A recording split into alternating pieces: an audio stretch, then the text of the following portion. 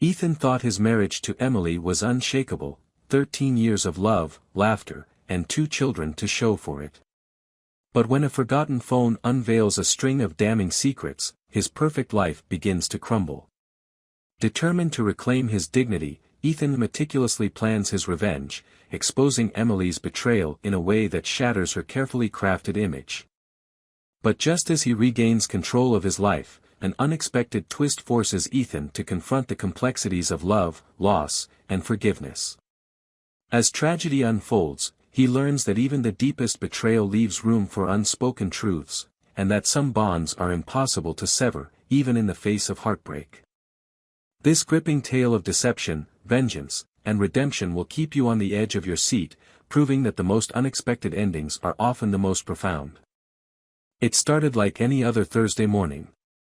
The kids were at the table, bickering over who got the last pancake, and Emily was rushing out the door, her heels clicking against the hardwood floor as she called out reminders about soccer practice and dinner. I kissed her goodbye, same as always, not knowing that this day would change everything. I found out later that the warning signs were there all along. A late night here, a work trip there, the constant glow of her phone screen during our evenings together. But love blinds you, doesn't it? You tell yourself that you're being paranoid. You explain it away. She's busy. Work's been stressful. She deserves the benefit of the doubt. And so, you carry on, blissfully ignorant, until reality smacks you across the face. That morning, it wasn't reality that struck me, it was Emily's phone buzzing on the kitchen counter. Normally, she took it with her everywhere. This time, she'd forgotten it in her rush to leave. The screen lit up, displaying a message from Adam. "Can't wait for tonight." I froze, the spatula mid-air. At first, I thought it might be innocent. Maybe Adam was a coworker and they had a late meeting or a client dinner. But the tone of the message didn't sit right. My heart started to pound. I wanted to ignore it, to put the phone down and go back to flipping pancakes. But the seed of doubt was already planted, and it was growing fast. I unlocked the phone. The password hadn't changed, it was still our daughter's birthday, the same one Emily and I had picked together years ago. My fingers hovered over the Messages app. For a moment, I hesitated. Did I really want to know? What if I was wrong? What if this was all just a misunderstanding? But curiosity, and that gnawing feeling in my gut, pushed me forward. The texts were all there. Months' worth of messages, back and forth, each one more explicit than the last. Plans for late-night meetups. Compliments on the lingerie she'd worn for him. Photos that made my stomach churn. And then there was the worst part, the way she spoke about me. Casual dismissals, like I was a minor inconvenience, a hurdle she had to clear to be with him. Ethan's clueless. He'd never suspect. My hands shook as I scrolled. I felt hot, then cold, then hot again. This couldn't be real.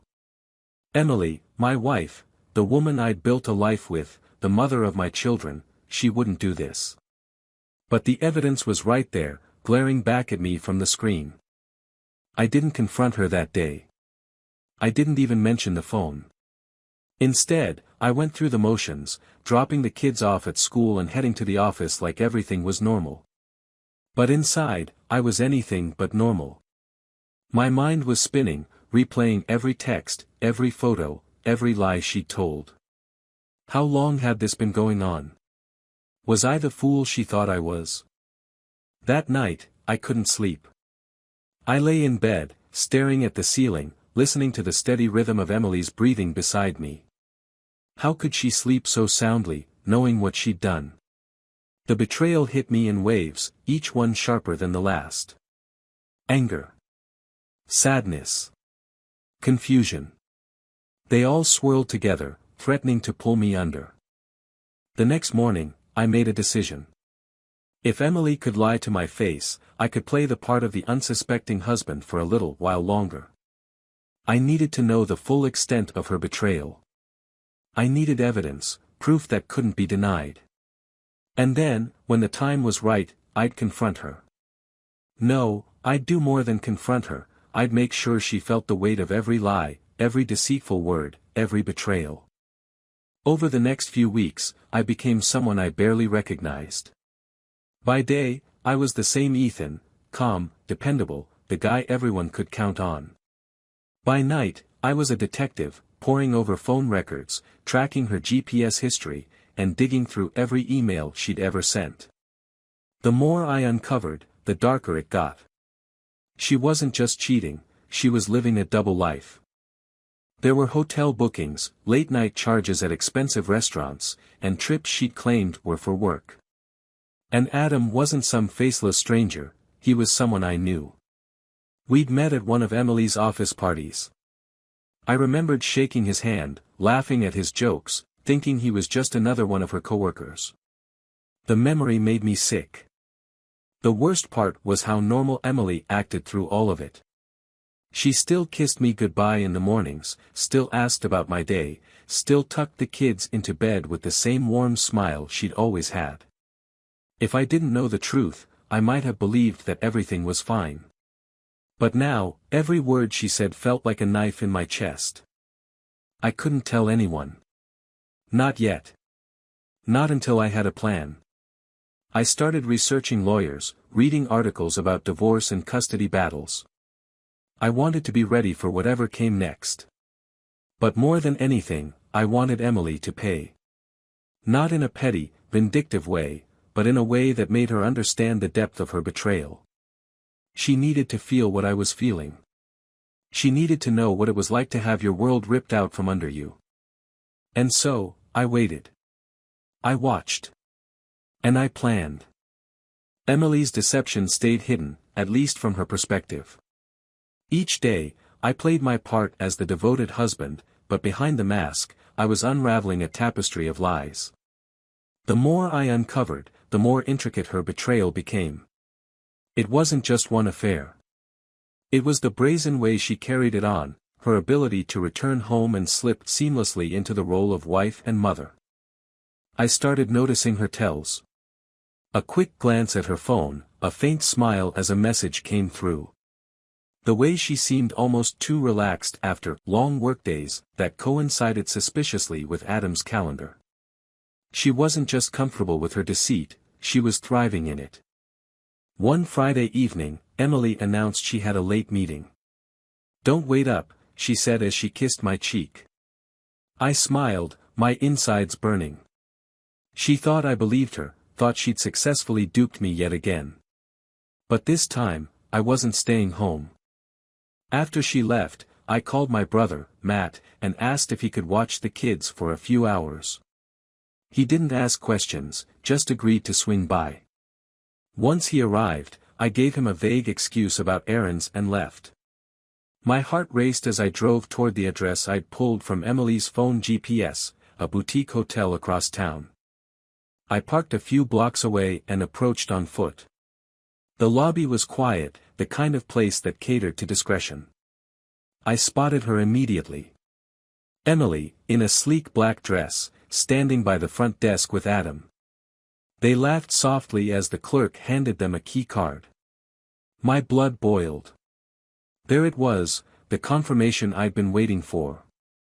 They disappeared into the elevator, and I stood there, paralyzed. Part of me wanted to storm after them, to confront her then and there, to watch her crumble under the weight of her lies. But another part of me, the part that had spent weeks planning, knew this wasn't the time. A public scene wouldn't just humiliate her, it would blow up everything before I was ready. Instead, I left. Back in my car, I gripped the steering wheel so hard my knuckles turned white. The rage was unbearable, but I forced myself to breathe. This wasn't over. Not by a long shot. When I got home, Emily wasn't back yet. Matt gave me a curious look as he handed off the kids, but I brushed it off with a weak smile. Once they were asleep, I sat in the dark living room, replaying the evening in my head. The image of her laughing with Adam wouldn't leave me. I'd never seen her so carefree, so alive. The next morning, Emily returned, her excuse prepackaged and polished.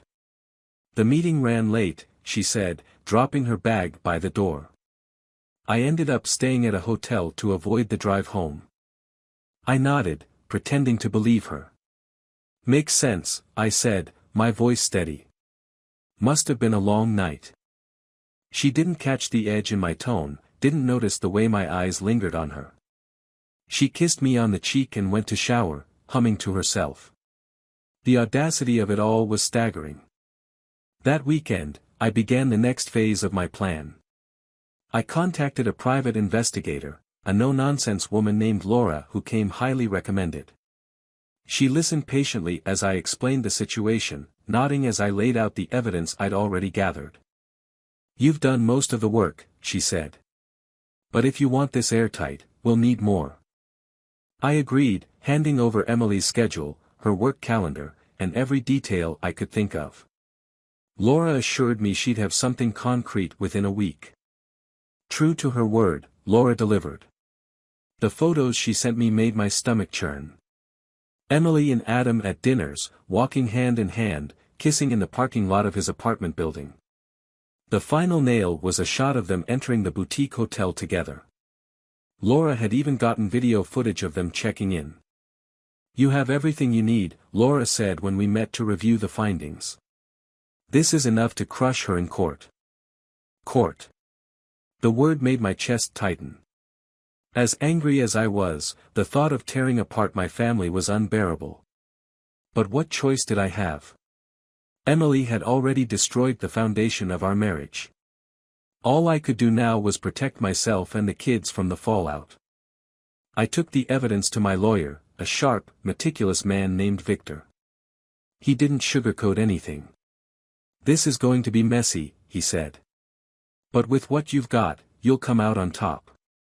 The divorce strategy was brutal. We'd file on grounds of infidelity, seek full custody of the kids, and ensure I kept the house. Emily would be left with little more than her share of the savings. It felt cruel, but then I thought about the lies, the betrayal, and the laughter she'd shared with Adam. Cruelty seemed fitting. As we prepared the paperwork, I decided on one last move. Emily valued her image above all else, the perfect wife, the doting mother, the professional woman who had it all. Destroying that facade would be the ultimate revenge. The opportunity came sooner than I expected. Our anniversary was approaching, and Emily suggested a dinner party with close family and friends. It was the perfect stage. I smiled as she made the arrangements, pretending to share her excitement. Inside, I was steeling myself for what was to come. This wasn't just about vengeance, it was about reclaiming my dignity. The night of the anniversary dinner arrived, and the house was abuzz of activity. Emily flitted around, perfecting the table settings and adjusting the floral arrangements. She was radiant, the perfect hostess, her smile wide and carefree. Watching her, I felt a strange mix of rage and sorrow. How could she carry on like this, knowing what she'd done? Knowing what I knew? Friends and family trickled in, filling the living room with laughter and conversation. My brother Matt greeted me with a warm slap on the back, his wife following close behind. My parents, Emily's parents, and even her childhood best friend Sarah were all there. Emily moved through the crowd effortlessly, a glass of wine in her hand, engaging everyone in light-hearted banter. She was in her element. I stayed quiet, observing, waiting. This night was a culmination of weeks of planning, and I needed everything to go perfectly. When everyone was seated for dinner, I stood at the head of the table, raising my glass. Emily gave me a curious smile, and the room quieted. Thank you all for coming, I began, my voice steady. Tonight, we celebrate 13 wonderful years of marriage. Emily, you've been my partner, my best friend, and the love of my life. You've given me 2 beautiful children, and together, we've built a life I'm incredibly proud of. Emily's eyes shimmered, and a murmur of approval ran through the room. I could see she was expecting a heartfelt toast, a declaration of love that would leave everyone teary-eyed. But that wasn't what I had planned. I reached behind me and lifted a neatly bound scrapbook from the counter. In honor of our anniversary, I've prepared something special, I said, flipping it open. A little walk down memory lane. Emily's smile faltered, a flicker of confusion crossing her face. I opened to the first page and held it up. It was a photo of us on our wedding day, smiling and blissfully unaware of what the future would hold. As you all know, Emily and I have shared many beautiful moments together, I continued, turning to the next page. It was a shot of our first home, the one we'd fixed up together. Then a photo of our kids as toddlers. The room was warm with nostalgia. Emily visibly relaxed, her smile returning. And then there are moments that change everything, I said, my tone shifting. I flipped the page, revealing a grainy black and white photo of Emily and Adam holding hands outside the boutique hotel. A collective gasp rippled through the room. Emily's face drained of color. "Ethan," she stammered. I ignored her, turning to the next page, a time-stamped photo of the two of them kissing in a parking lot. Then another of them checking into the hotel. The evidence was damning, and it was all laid out for everyone to see.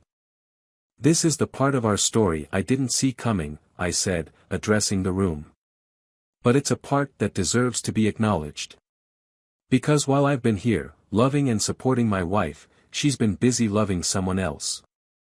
The room erupted. Emily's mother clutched her pearls, her father looking as though he'd been slapped.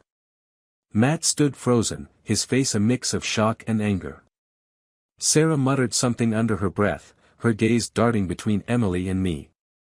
Emily jumped to her feet, her voice shaking. "This is not the place for this, Ethan." "Really?" I said, my voice rising. "Because it seems like the perfect place. You've been lying to everyone here for months, years, even. Why not come clean now?" She looked at me, her eyes wide and panicked. "Can we talk about this privately?" "Oh, you mean like the private conversations you've been having with Adam? Or the private hotel rooms?" I shot back. The room was silent. No one moved. Emily stood there, trembling, her carefully constructed image crumbling before our eyes. "This marriage is over," I said finally, my voice firm. "I've already filed for divorce. And to everyone here, thank you for coming. But I think this party is over." Without another word, I walked out of the dining room, leaving Emily to deal with the fallout. The house was quiet when I returned later that night. Emily was sitting in the living room, her face streaked with tears. She looked up as I entered, but I didn't speak. I walked past her, heading straight to the guest room where I'd been sleeping for weeks. "Ethan," she called after me, her voice breaking. "Please, let's talk." I stopped but didn't turn around. "There's nothing to talk about, Emily. You made your choices." "I made a mistake," she cried. "I was lonely. I felt like you didn't care about me anymore." I spun around, my anger finally boiling over. "Don't you dare put this on me. I worked, I provided, I took care of our family. I've been nothing but loyal to you, and this is how you repay me?" She sobbed, burying her face in her hands. "I didn't mean for it to go this far." "It doesn't matter," I said coldly. "You betrayed me, Emily. You betrayed us." I left her there, her sobs echoing through the house. The days that followed were a blur of legal meetings and tense exchanges. Emily tried to fight the divorce, begging me to reconsider, but I was resolute. The trust was gone, shattered beyond repair. Our friends and family took sides, some supporting me, others trying to defend her. But it didn't matter. I had the truth on my side, and I wasn't backing down. The divorce was finalized 3 months later. I kept the house and primary custody of the kids. Emily moved into a small apartment across town. Adam? He disappeared the moment everything went public, leaving her to pick up the pieces alone. It wasn't the ending I wanted, but it was the one I needed. My life, though scarred, was my own again. And I vowed to never let anyone take that from me again. The house felt quieter than it ever had. The kids were with my brother for the weekend, a reprieve to help them adjust to the chaos of the past few months.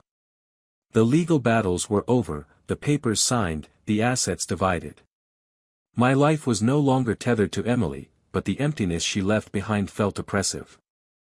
I spent most nights sitting in the living room, a whiskey glass in hand, staring at the pictures I hadn't yet taken down. Photos of happier times, when Emily and I were a team, when the laughter in the house was real, not a cover for hidden secrets. I should have thrown them out, but I couldn't bring myself to. They weren't just her memories, they were mine, too. One night, a knock at the door pulled me from my thoughts. It was late, too late for visitors. I opened the door cautiously, and there she was. Emily. She looked nothing like the confident woman who once ruled a room. Her eyes were sunken, her clothes hung loose on her frame, and her hands trembled as she clutched a small bag. "What do you want?" I asked, my voice flat. "Ethan," she whispered, her voice cracking.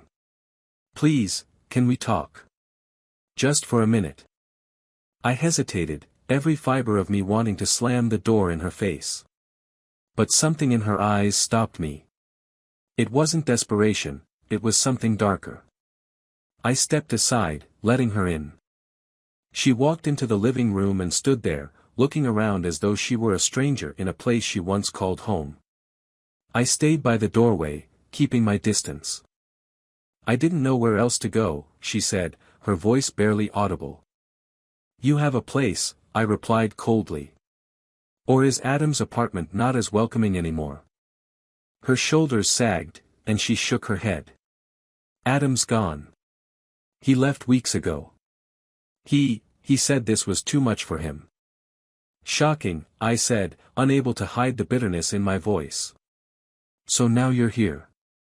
Why?" She turned to face me, tears streaming down her face. "I know I don't deserve forgiveness. I know I ruined everything. But I need you to understand. I never stopped loving you, Ethan."